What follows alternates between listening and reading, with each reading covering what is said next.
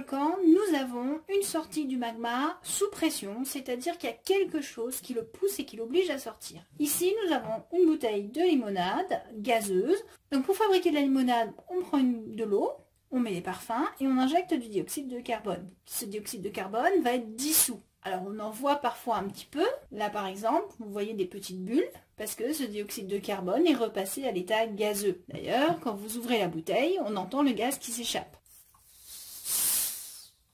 Vous avez entendu? Voilà. Donc ça, c'était le surplus de gaz de la bouteille qui s'échappe. Donc on a fait une décompression et le dioxyde de carbone qui était dissous est passé à l'état gazeux. Je referme la bouteille. Si je secoue un petit peu, je provoque le passage du gaz, dioxyde de carbone, de l'état dissous à l'état gazeux. Et donc, dans ma bouteille, j'ai une pression qui s'est faite, puisque ce gaz va s'échapper du liquide, va s'accumuler entre la surface du liquide et le bouchon. Et si je rouvre, je vais de nouveau entendre du gaz sortir, puisque je l'ai fait sortir du liquide. Vous avez entendu? Supposons maintenant que je secoue fortement la bouteille.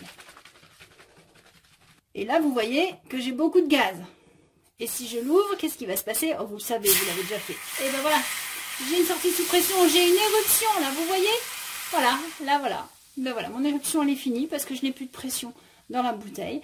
Donc, dans mon réservoir magmatique, quand j'ai beaucoup de pression parce que j'ai beaucoup de gaz qui sont passés de l'état dissous à l'état gazeux, ces bulles de gaz vont entraîner le magma vers la surface. Ici, ça s'est passé avec la limonade puisque j'en ai retrouvé dans mon plateau.